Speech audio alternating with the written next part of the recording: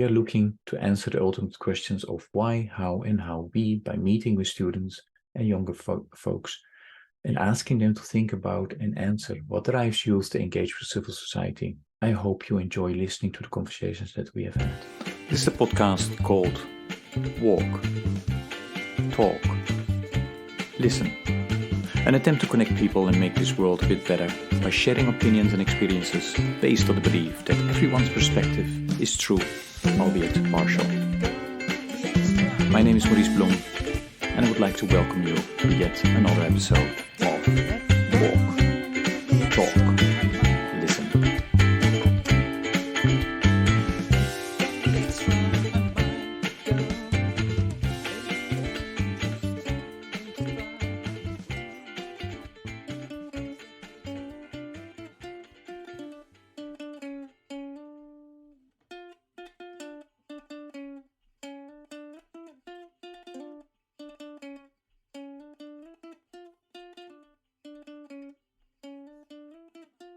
Good day, everybody. This is another episode of the podcast Walk, Talk, Listen, and this is really special because this is the second focus group discussion that we are going to have with 5 awesome students, and they will introduce themselves as we always do. Ben, can you maybe start? Yeah, so my name is Ben Yates. I'm from Charlottesville, Virginia, currently a rising sophomore at University of North Carolina. In interdisciplinary studies, studied systems thinking. Great. Thank you. I'm Jake Tremaine. I'm also a rising sophomore at UNC Chapel Hill, majoring in psychology and hopefully business as well. Awesome. Thanks, Jake. Lindsey? I'm Lindsey. I'm also a rising sophomore at UNC Chapel Hill. I'm from Columbus, Ohio, and I'm double majoring in political science and Hispanic studies with a concentration in law. And then I'm also getting a minor in politics, philosophy, and economics. Okay. You know, when I listen to you guys, I'm thinking like, why didn't I do that stuff when I was studying? Okay. Great. Hey, I'm William. Also rising sophomore at UNC, from Nashville, Tennessee, studying business and history for majors and then a conflict management minor. So, great. Nice to meet you, William. And we have also my colleague here, Diana. Diana, can you maybe also...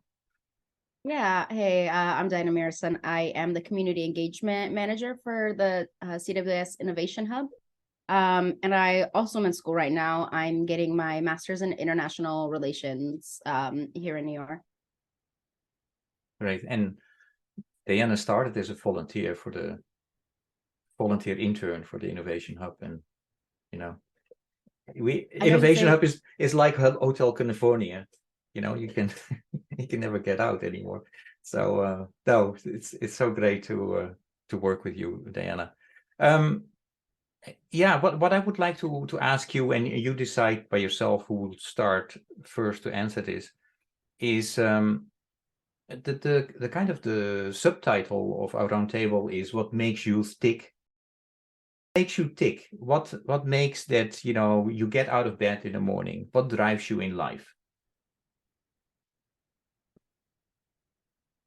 Well, I guess I could try and take a stab at that. I mean, I think it's certainly going to vary between, you know, different peoples and demographics and value sets. But at least for me personally, and this probably has a lot to do with my upbringing, and you know my dad as well. So that probably has a lot of influence in it. But I think just an awareness, you know, we're kind of coming off of the 1900s, where there's a lot of conflict, a lot of violence, and a lot of issues after the Industrial Revolution that we've now seen the results of those. We're starting to understand the problems with, you know, a lot of our industries and a lot of big capital, all of those things, and how it's been detrimental to a number of different demographics of people and groups of people. So I think an increasing awareness of that, and then kind of passion about fixing and solving that, at least for me personally. And before I ask the others to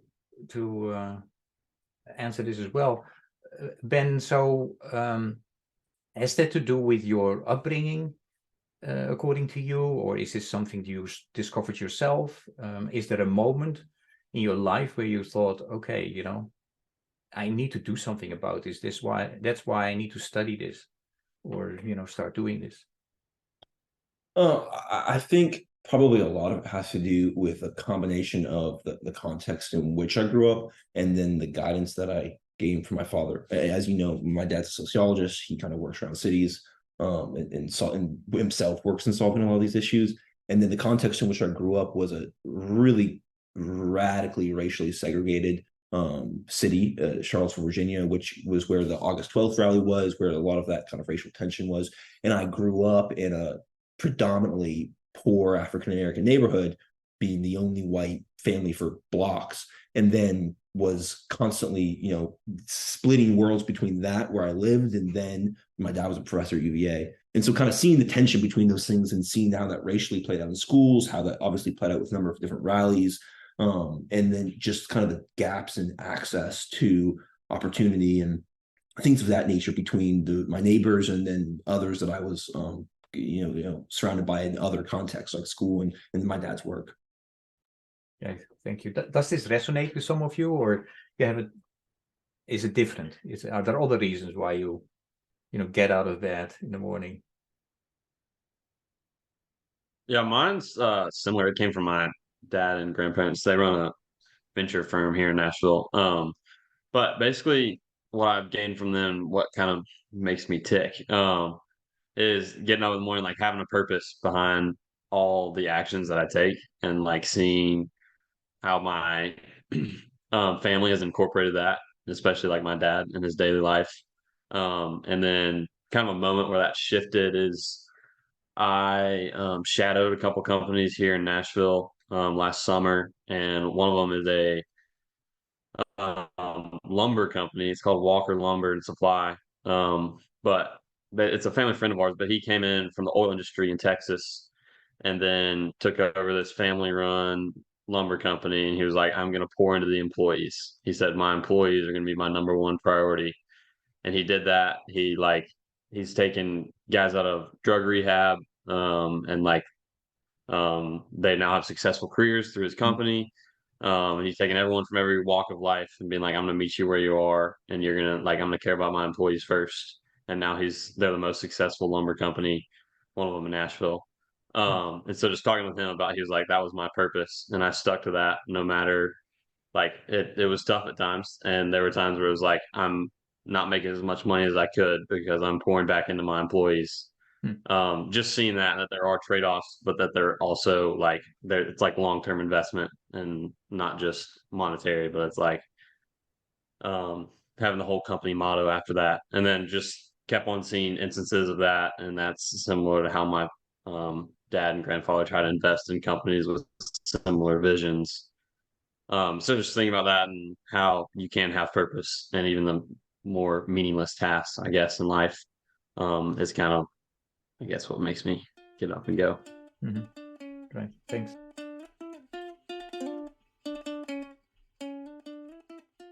Lindsey? Gosh, I don't know if I have such a sophisticated answer to that question. I think for me, I'm also just trying to find my purpose, but just being happy, doing things that allow me to connect with others, build relationships, try to contribute to the community in some sort of way. Okay. That's all I got. And if you think back about where you grew up, and how you was raised, did that play a role? Or did it start much later when you started to go to university and you start thinking about it now? How did that go I for you? think my parents instilled work ethic in me to always try my hardest at everything, but I think it was experiences I had that like pushed me in certain directions. I don't know if I would say it was like how I was raised. I think it's more just what I experienced like in adolescence. And can you give us an example of the experience? Gosh.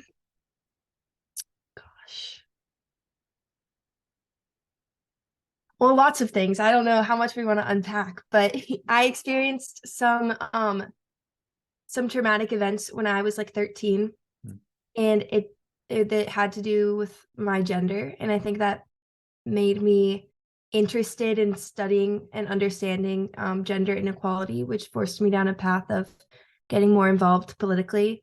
And now I want to go to law school and I'm studying political science. So. Okay, thank you for sharing that. Jake. Hey, yeah, I think I would also speak to the fact that a lot of why I get out of bed in the morning, a lot of what drives me to grow and learn. The actions that I take are also stemming from family and upbringing. I think a lot of it has to do with the faith that has grown in me, thankfully.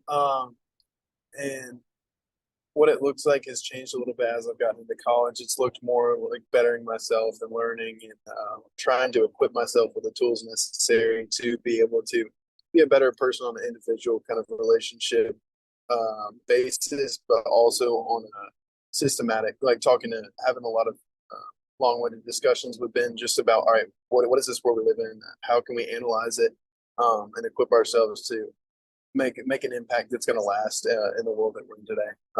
And so that's a lot of what's driving me to get out of bed right now. It's always evolving and changing, but mostly just bettering myself so that I can serve other people, serve the community, and just make the places that I have kind of my hands dirty in better places. And to all of you, is that, what happened to you? That, I mean, you see, when I listen to you, you all seem very engaged. Is that something that really started, since you were at the university, and that it accelerated, or or was it before that?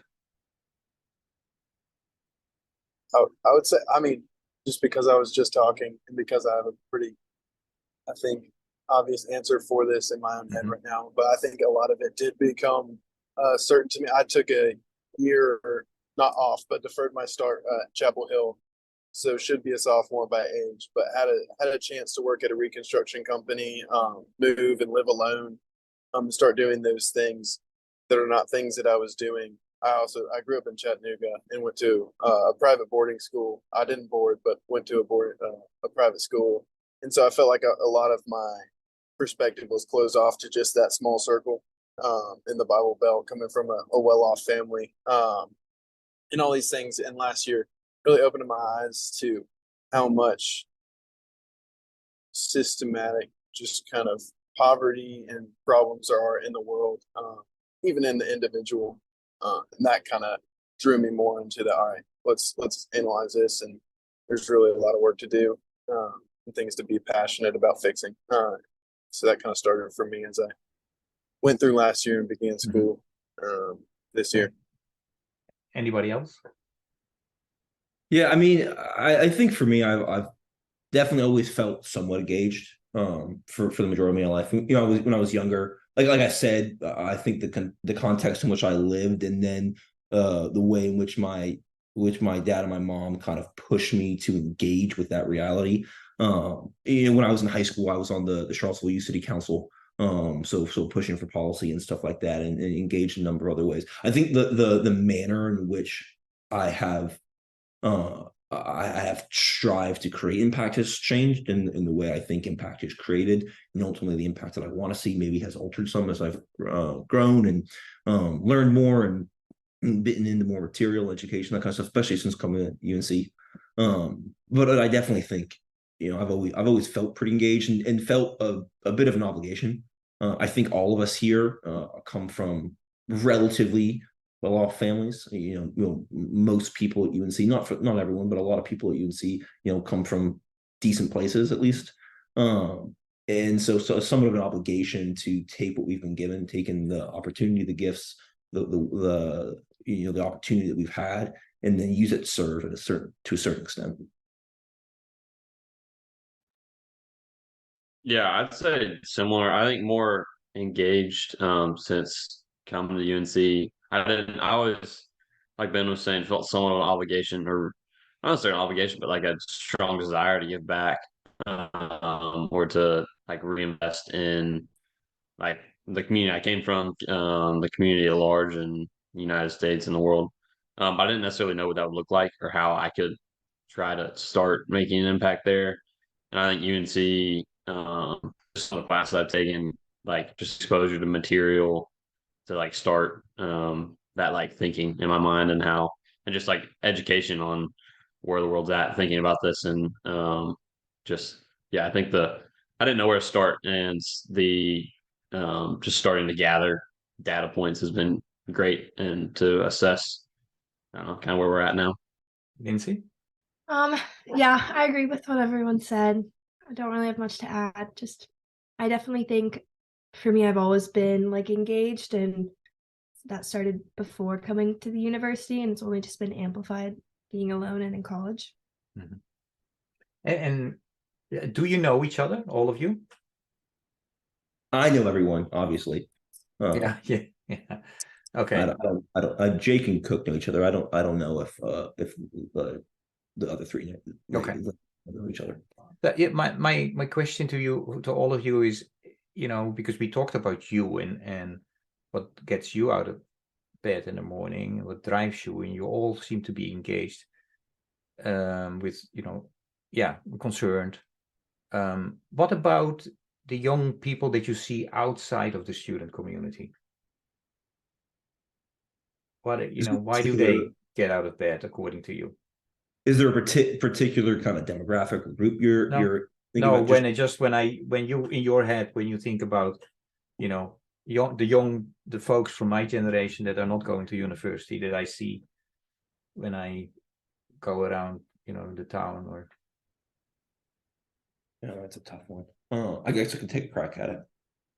I think it's a somewhat tough question, just because kind of being a university often is a somewhat sheltered, kind of isolated community. So I'm going to have to make some assumptions and presumptions about what I would assume to be the case, which is probably somewhat unfair and a bit of a generalization.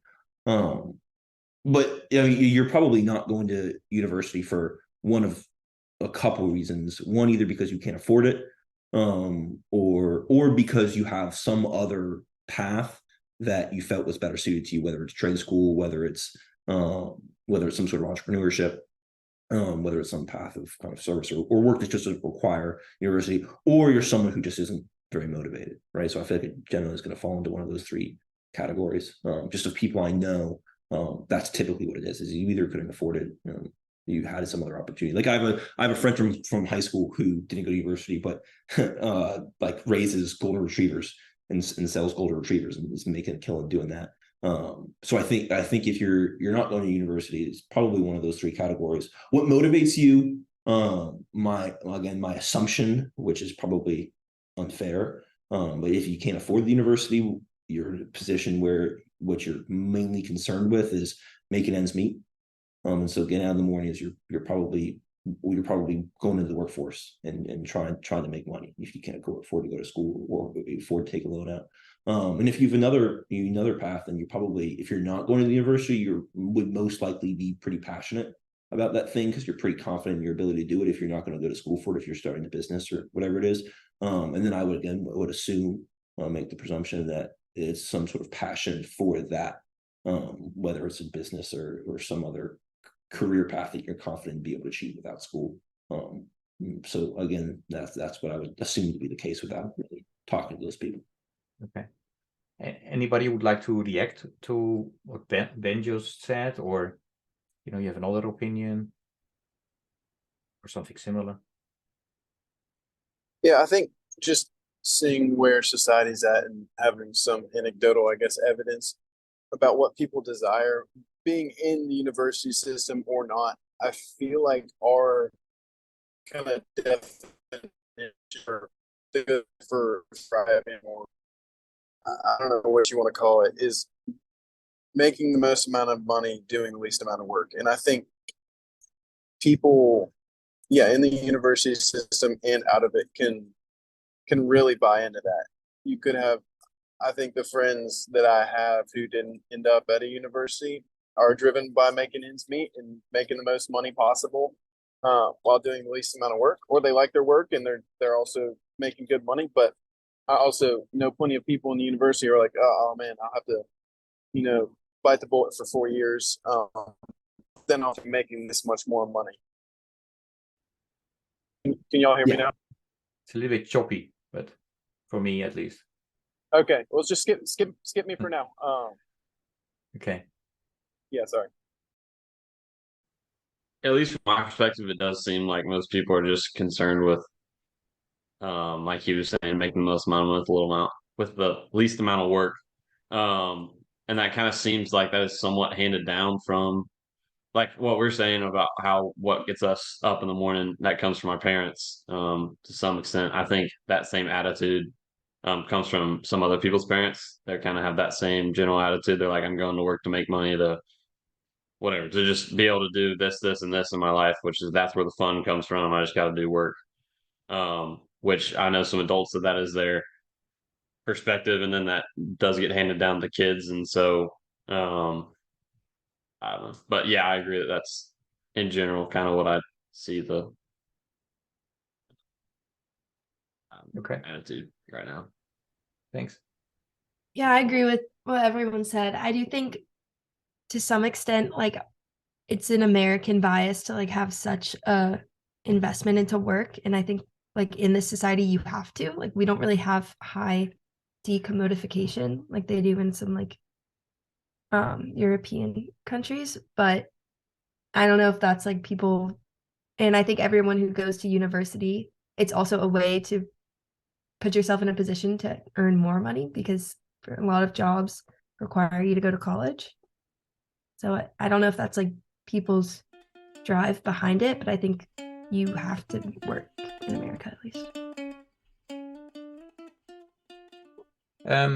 You know, in the regular podcast, I ask a question about what are your worries, what are you worried about, you know, and then it's well, there's a lot of climate change, polarization. They talk about a lot of things, and then the next question that I ask is, but where do you still see hope?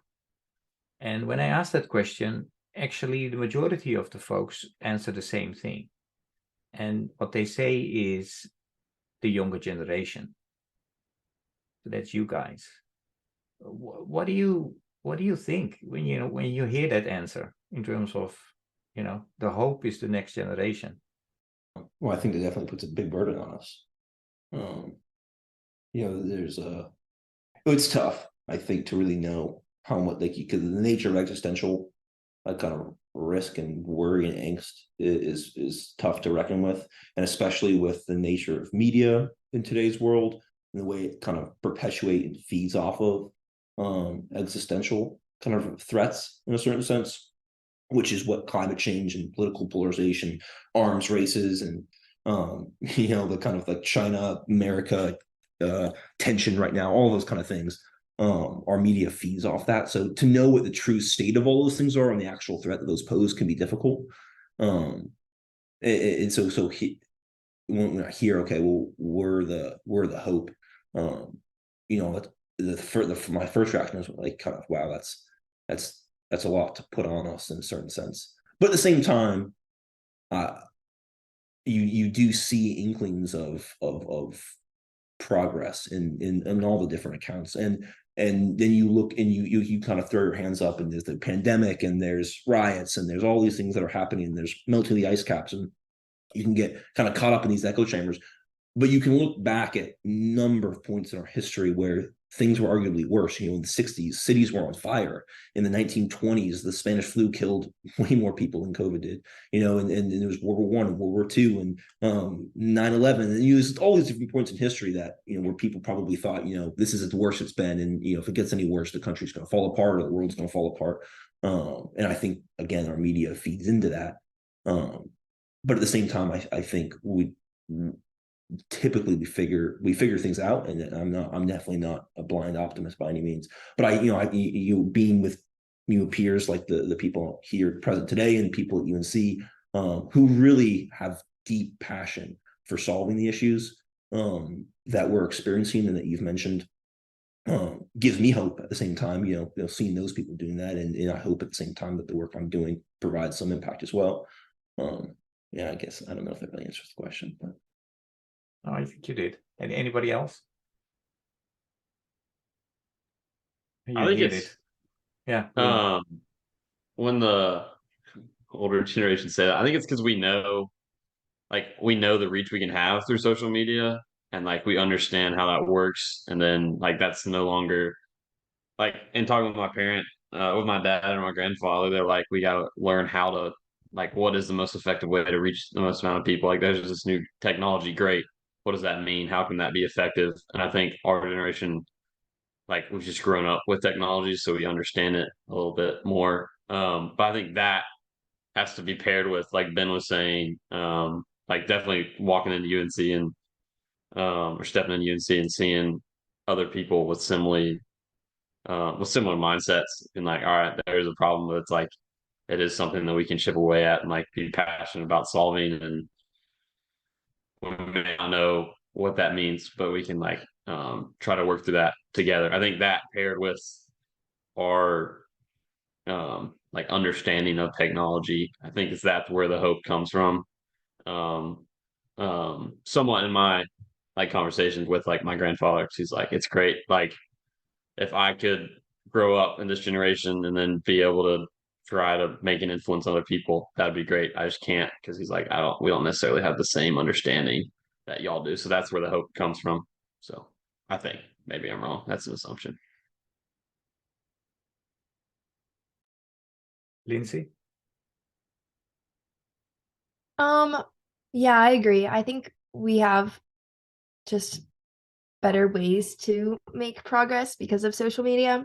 And I guess when I hear that, it makes me like hopeful. I'm like, yeah, like we got this, guys. We can do it. And I mean, it's obviously a big challenge and it's a lot of pressure, but hopefully like all of us have a purpose, and that purpose is to make, I don't know, to connect and make the world a better place. Jake, let's try it again.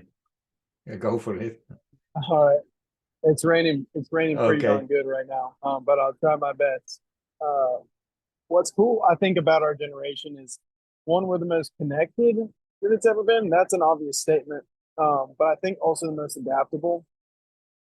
And that's really cool. I think we're definitely aware of all the issues too. So I've been talking to Ben a little bit about this and William and listening to some stuff, but it's not so much now. And I think this is my kind of glistening of hope, silver lining, I guess. But we're learning how to live not by saying, the fittest are going to survive, but those who can, live together. That symbiosis kind of thing. We're learning to live together, and I think for the first time in human history, if we learn to do that, I mean, I think we're in pretty good shape, and that's kind of encouraging. Is it what some people would call that we understand that we are all interconnected? Is that what you were alluding to, or something else? I think that's definitely part of it. But just because there's a lot of people on Earth, and I guess our carrying capacity can only go up for so long as technology increases. But instead of competing with each other like survival of the fittest, it's going to be survival of those who know how to live like peacefully coexist together, I guess. Not outcompete each other into extinction. Yeah. But there's an awareness of that, which I think is pretty cool. And I'd like to kind of add another thing too, just on maybe the more pessimistic side, since I gave a bit of more optimistic outlook.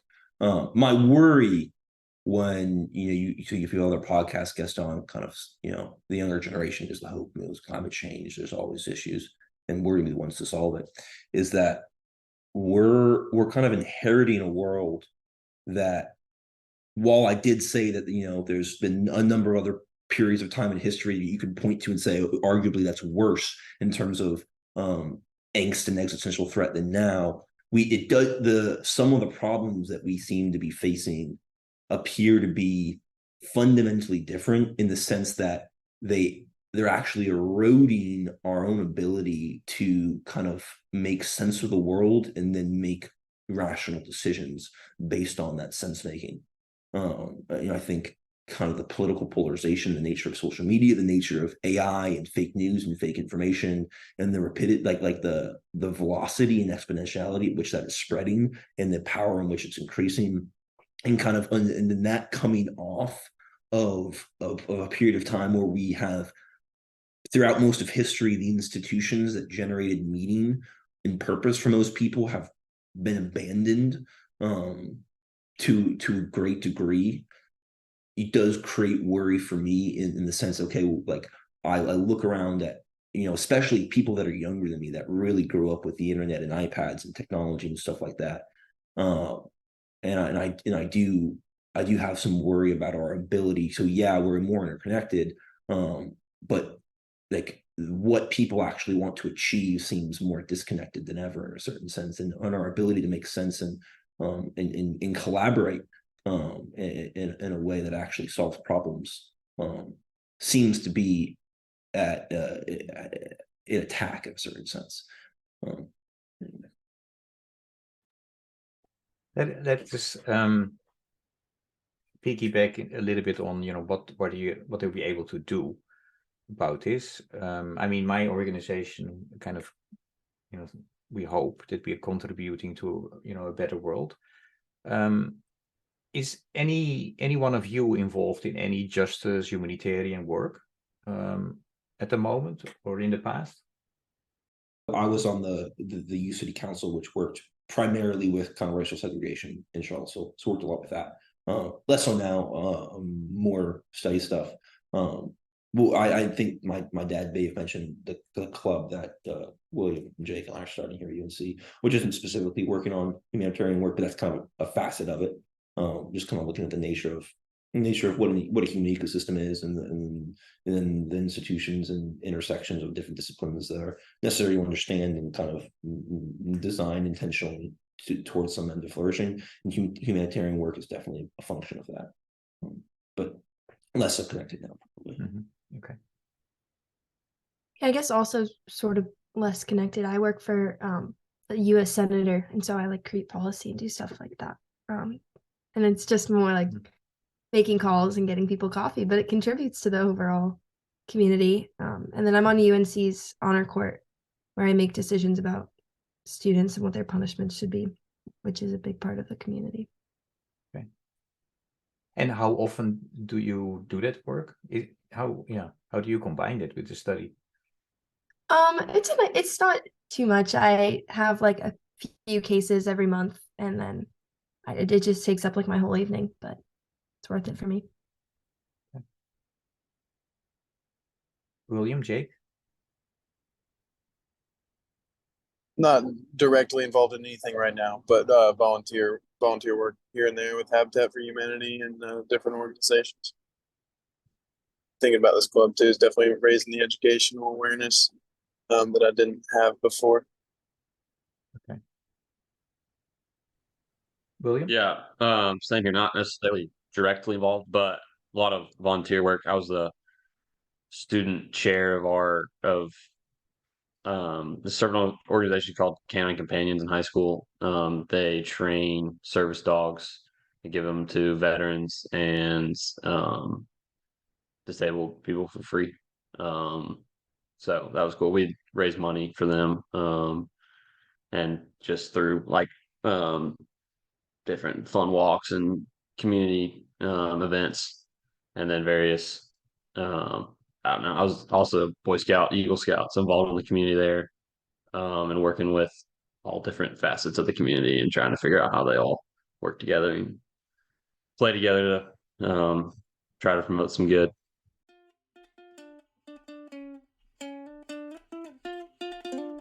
Does religion or spirituality play a role in your desire to make this world better, or make your life better? So the role of is there a role for religion and spirituality? Okay. Yeah, definitely part of how I was raised, but also something that I've found my hope and meaning in is the kind of the four-part gospel. Like there was a creation, there was a fall, there was a redemption, but now there's a glorification where we have to, both on the individual level, learn how to become more like Jesus Christ, and in the places that we live, in the society we live in, how to make that look more like what and I think that's my belief, and that's a lot of what gets me out of bed in the morning. And I think that brings a lot of hope and a lot of direction to the efforts, even in education pursued. Okay, thanks. William? Yeah, mine's similar. That's a good part of my purpose, like I was talking about earlier, is comes out of my faith, and my dad and my whole family have kind of instilled in me that we're like stewards of the earth. Like Jake was saying, like creation, fall, and all that. But like right now, we're supposed to be stewards and like maintaining the earth and the beauty that the Lord created. And that's on the individual, community, and like global level. There's different facets of it, but it kind of boils down to that we're stewards and should be working towards the good of the community and maintaining the beauty. Goes into my purpose that I was talking about at the beginning of the day, or the beginning of the Zoom. So, I think for me, faith definitely plays a role. The kind of conviction about faith is, I think, more recent for me than either William or Jake. But again, I think really when you think about kind of purpose and how faith or spirituality would tie into that, comes kind of at the intersection of the word Cook used, stewardship. I found very convicting in the sense that you know stewardship is really about whatever you've been given, right? It places a burden and a responsibility on you to you think of yourself as kind of as a gardener, right? Whatever those gifts and opportunities have, like that in a sense is that garden. And you have an obligation, you have a responsibility, you have a burden to cultivate that garden, to steward that garden, to help it grow and prosper. And so if you then relate that back to your community, whatever slice of the world that you have the ability to impact, all right, that places that burden on you. And then that in tandem with kind of a humbling of oneself in relation to others is something that's been really big for me more recently. In the sense that kind of tied in with the stewardship and the cultivation piece. Like I feel like a lot of people walk around the world. This is an I feel statement, but trying to kind of impose their will in a certain sense. And in that, but with an inward bent, right? And so the nature of faith and in my purpose, right? I think the kind of notion of the humbling yourself before, but in the awe of kind of creation, in the world in that sense, places you in that kind of servant position.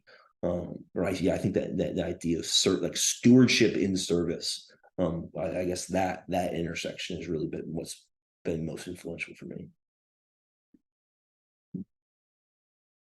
For me, I didn't really grow up in a religious household. It's never something that's really been a part of my life. So it's not something that I really take into consideration. But that's just me. And what about in terms of spirituality? That's something I'm still figuring out, I think. Still young, I'm malleable.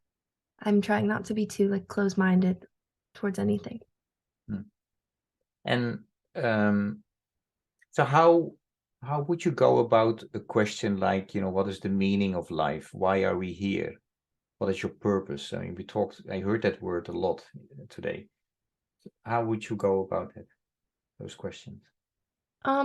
For me, I think finding your purpose is something that happens as you're living. I think it's different for everyone. I don't know if there's like a right answer to that. I don't know if everyone does have a purpose. And I guess it's something I just leave up to the universe. I don't know. Mm-hmm.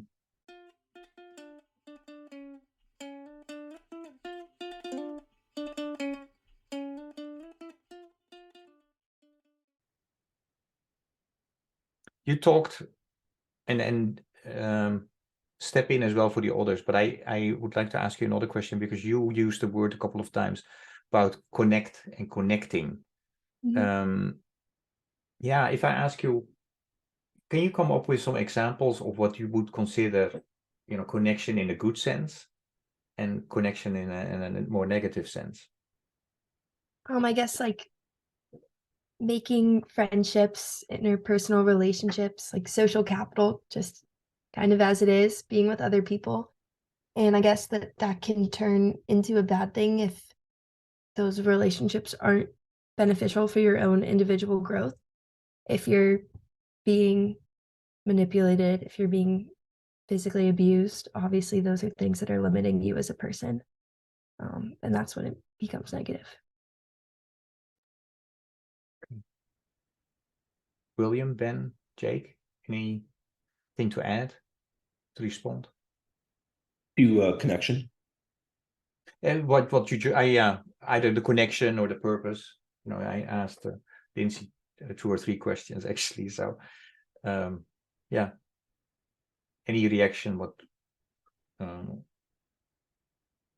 Yeah, I mean, I think connection is definitely something that's interesting to talk about post-COVID. I think we're really seeing the result of what happens when people are kind of hyper isolated, and how important connection is, and how it certainly can be detrimental in certain senses. I don't. Some of these guys are to crack up because I bring them up a lot. But in the risk in Nicomachean Ethics by Aristotle, kind of he talks about the nature of friendship, right? And he talks about different forms of interpersonal relationships, ones of use, kind of ones of vice and pleasure in a certain sense. So friendships of utility, or friendships or relationships more so than friendships, where people are trying to or using that connection kind of as leverage to achieve some other end. And then relationships of vice or pleasure, or friendships where people aren't necessarily trying to use each other to achieve some other end, but are engaged in particular acts that are kind of in bad faith or in vice, and to use his words. And for him, true friendships kind of takes the form of this almost a dance, where you have two, again, to use his words, which are tough in modern context, but two people of good soul and two people of virtue, who kind of are in this symbiotic dance, working together to both enjoy the good of the other person and then grow in that good at the same time. And again, those words are ambiguous and tough in our own context, but I think pretty poignant in that kind of notion of the relationship between one human and another human, and that kind of forming this, the notion of a dance, striving towards some sort of better version of each other, where they're in perfect tandem, neither pulling one another down, neither using each other for some in some sort of bad faith way. So the way I think about connection probably would be best summed up in that.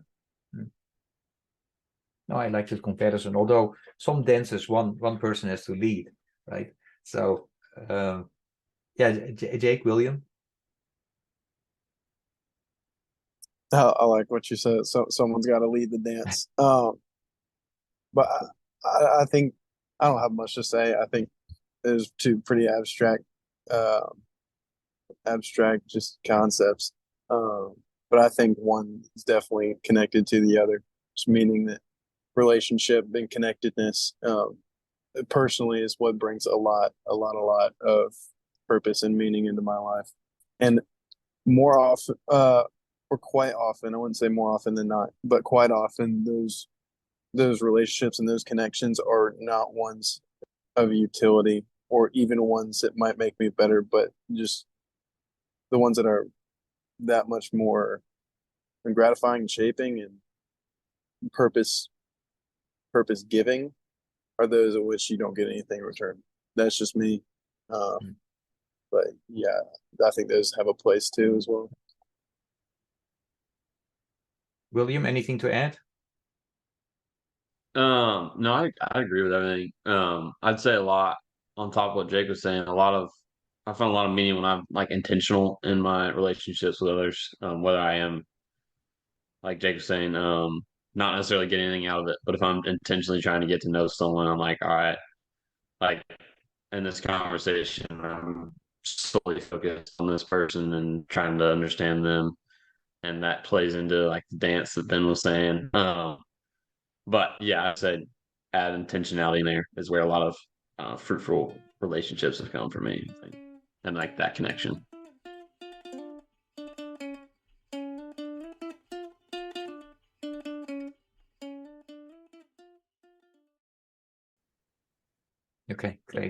like to take you guys to the, very concrete question.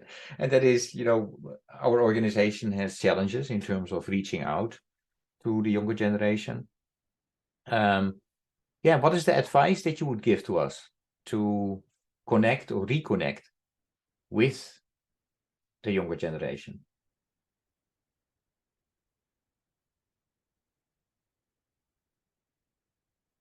Who would like to have the first crack? Could you just quickly, I was a little distracted at the Mhm. beginning, just kind of recap on what demographic you're trying to touch, and you say younger generation, but is it college students? Is it, and what the purpose / goal, what are y'all trying to get across when you connect to the younger Sure. people? No, I think what we are looking at is that our present supporters of this organization that is 75 years old are on average 67 years old. Okay, so we know that if we want to continue to do our work, that donor base or those supporters or the people we work with should, that age group should go down. So we are looking at different age groups, but this specific roundtable is about, high school to students.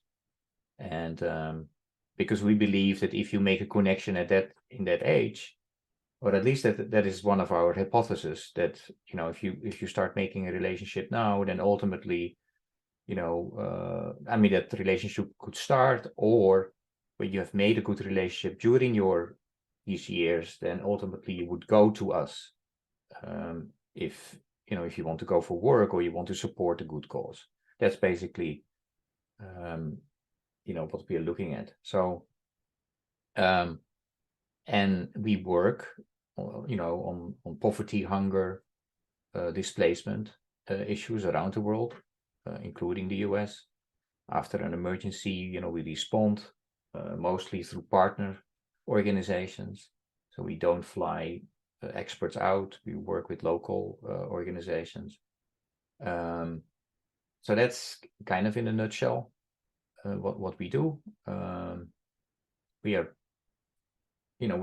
going well, but we also know that we need to do better in terms of our connection with the younger generation. So that's the question that I'm asking. So how should we do that? How should we get that connection with you and start maybe co-creating or working with you?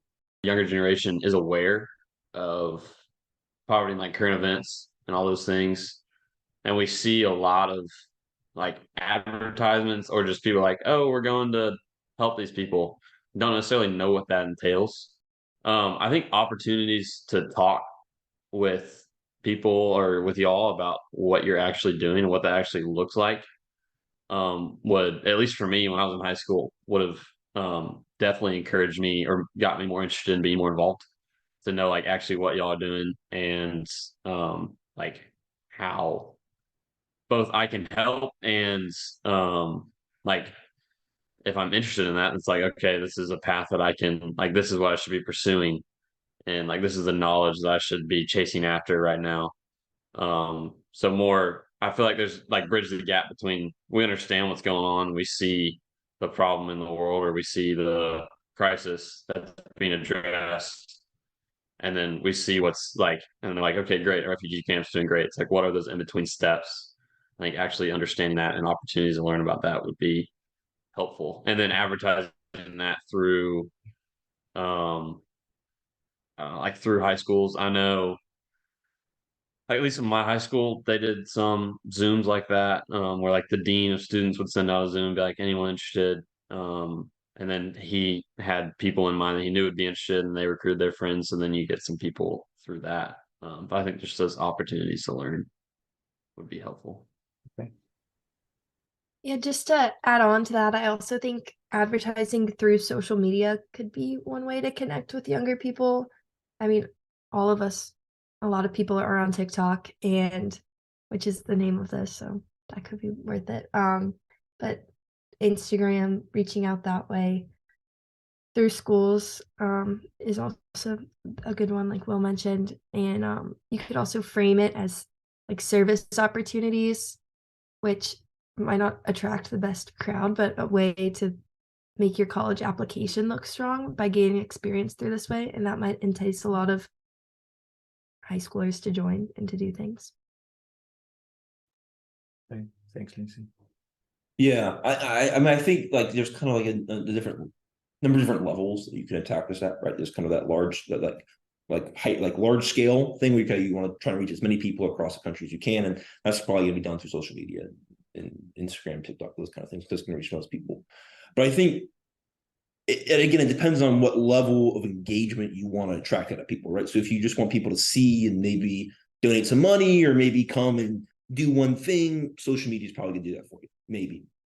But if you really want people to buy in legitimately, and come and work for y'all or really become invested, my assumption would be that the way to do that is you probably will need to form relationships with key players in institutions like universities. Like, for example, a guy named Madison Perry at UNC, he runs the study center there. And if you form a relationship with him, then he is someone he's a mentor and he's an important player for all of the youth who are attached to the institution. And so, like, the issue is that we've been kind of desensitized to a lot of service institutions in all sense, in terms of like the validity and utility of them. Right, you kind of see all these advertisements in church groups that are going out and helping people who aren't really doing a whole lot, and you say, okay, well, I'm just going to go do community service to form my resume or something like that, but you're not really making an impact. Well, you guys are, and you guys are doing real work that not only is good work, but work that needs to be done. You need to have someone essentially vouch for you in local communities, someone that's trusted, and that takes time for sure to first find that person and build that relationship. But I think ultimately, like, you need to link to those people of influence in local communities that then, when, okay, like if for example Madison Perry says okay, CWS needs some people to come work, or people to come help out and do service work here, he says that it's way more likely that people are going to come sign up, because he's someone that people trust and know that he's only going to suggest that if it's something that's actually doing good work. If that kind of makes sense. Yeah. No, it does. Jake, anything to add? Or This is kind of a cheesy example, but when we got to the university, you're trying to choose who your friends are going to be. Obviously, like, there's the whole fraternity rush scene, and to make those connections, you have to be where those people are, and almost. And again, this is a cheap metaphor, but you have to start to act and talk and be like. I mean, I think in that sense, I agree with Ben. I think the most utilized language would be social media, but I think the most meaningful connection would be stuff like this. All right, I have this memory in my head. I have been able to share my opinion and contribute in a way, and reflect and look at and think about the opportunities and the work y'all are doing, more than just an ad on social media for half a second or something like that. So that's necessary for sure to have a presence in today's society. But I think being with the target population that you're trying to capture the hearts of, and trying as much to relate with them and be like them as you can, is kind of the key. I think the golden ticket for you.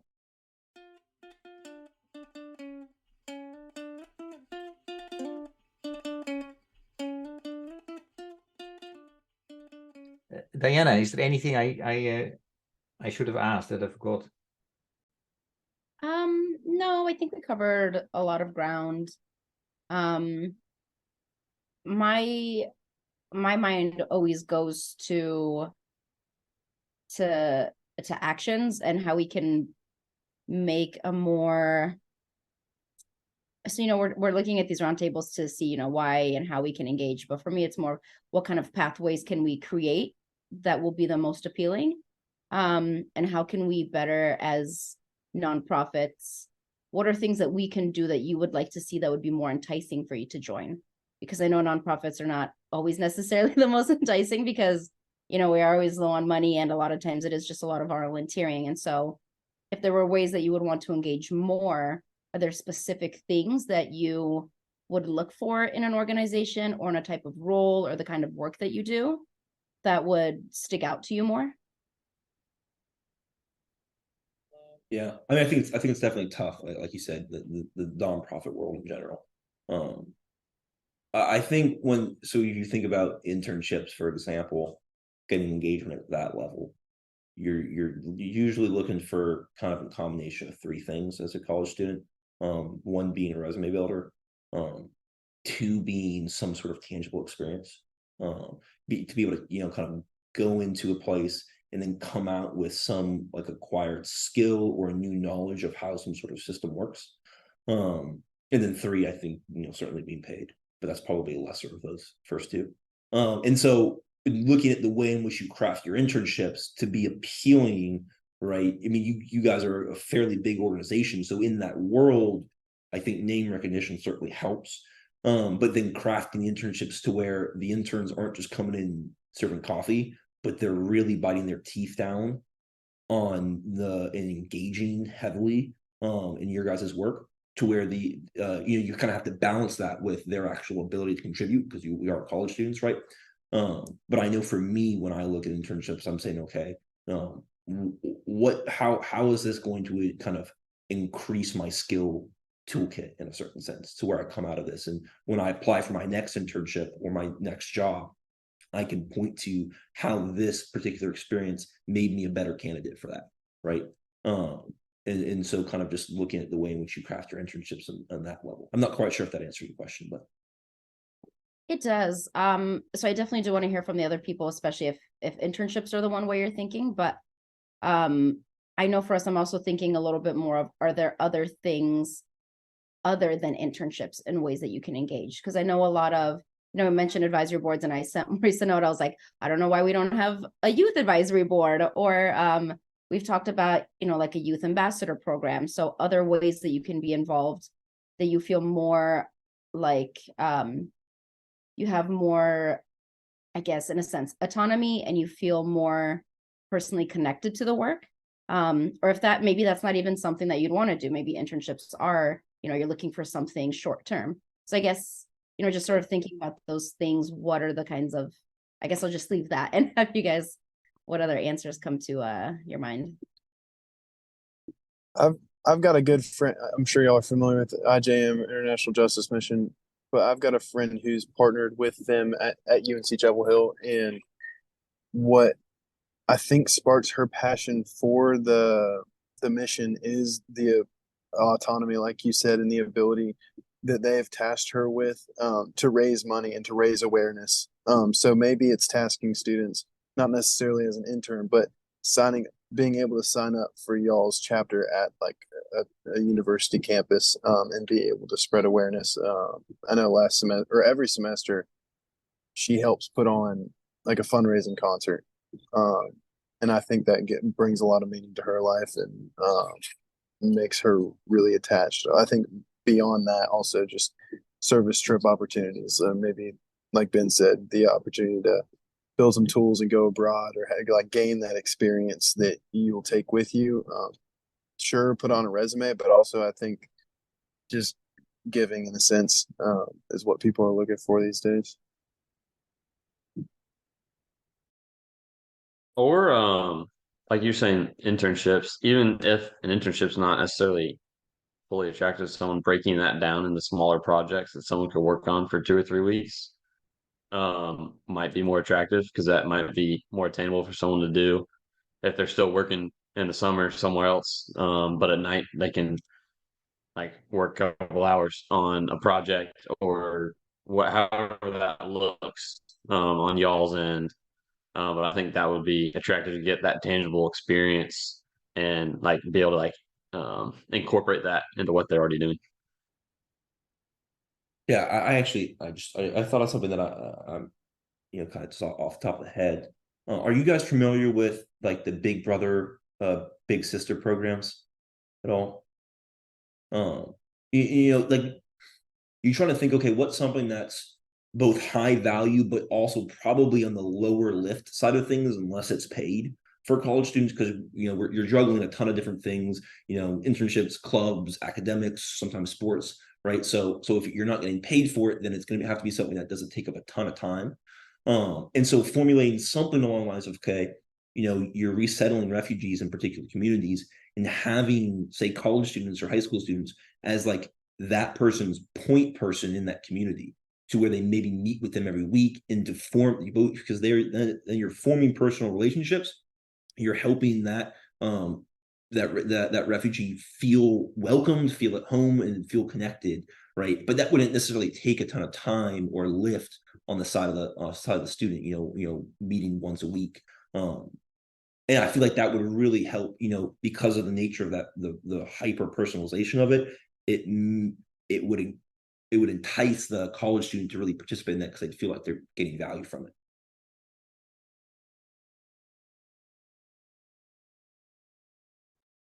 Yeah, that's a really good one. I'm surprised that we've never thought about that before, because I think that's because we do often talk about, how can we connect refugees to the communities, and they have a lot of community support, but having that sort of one-on-one, especially because a lot of the families have younger children or come with teenagers, and I know for them, they don't necessarily want to engage the way that their parents do.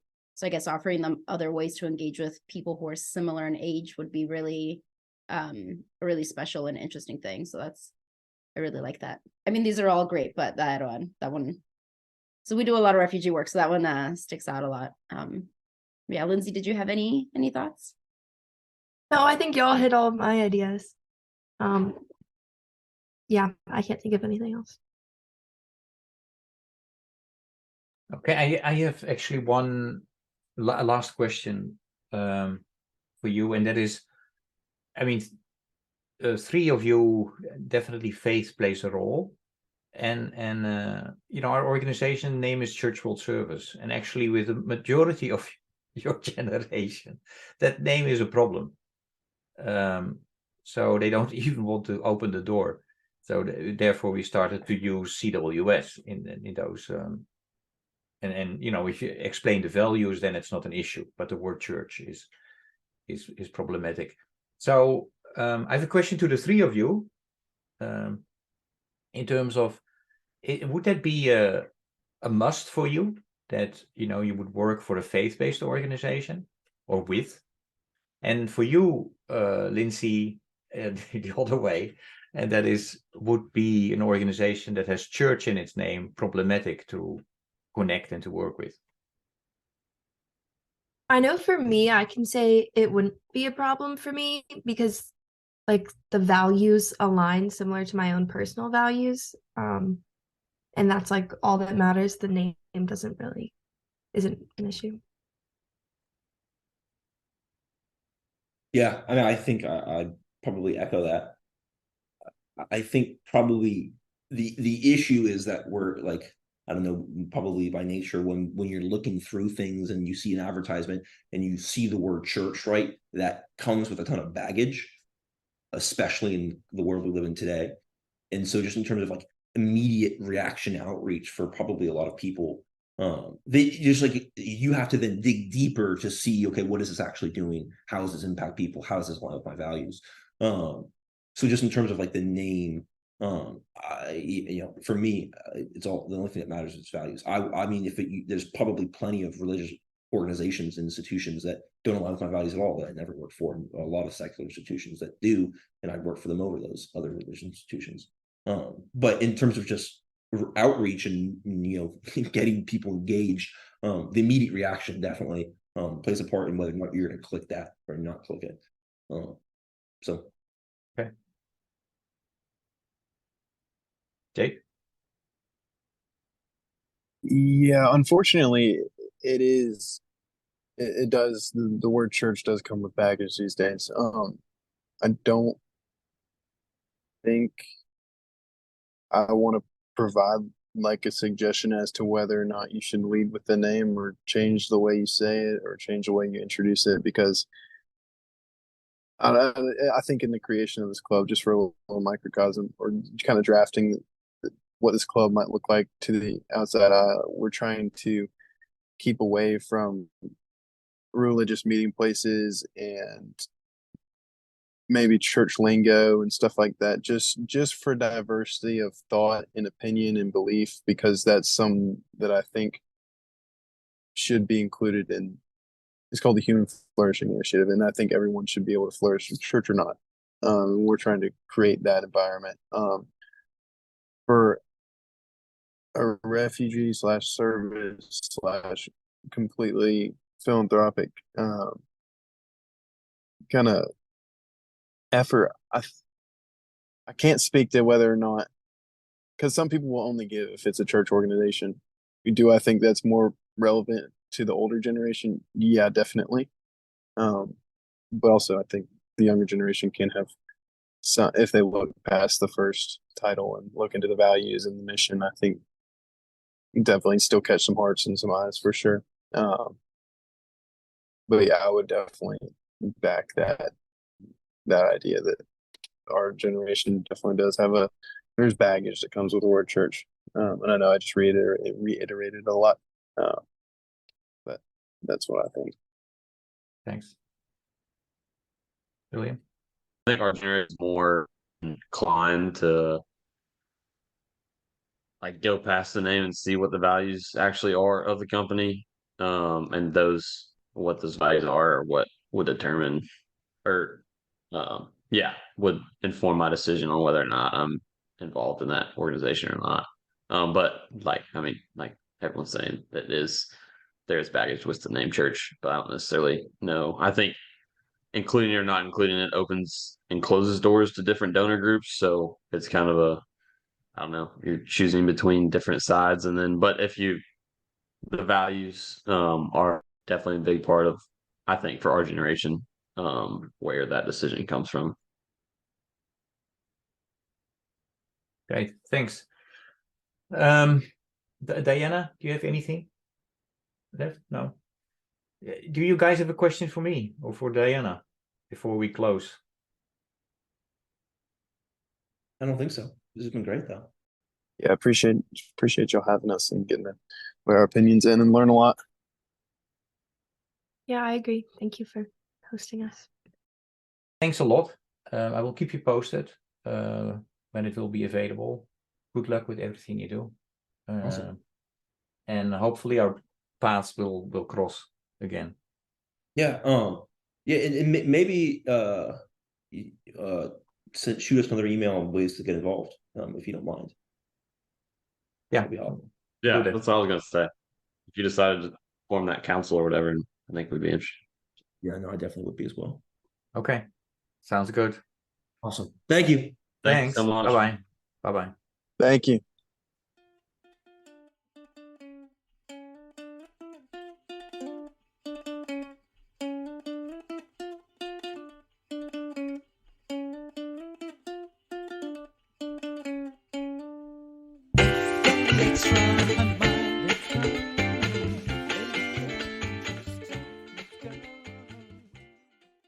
Thank you for listening to Walk, Talk, Listen. Please check us out on 100mile.org or follow us on Facebook or Instagram.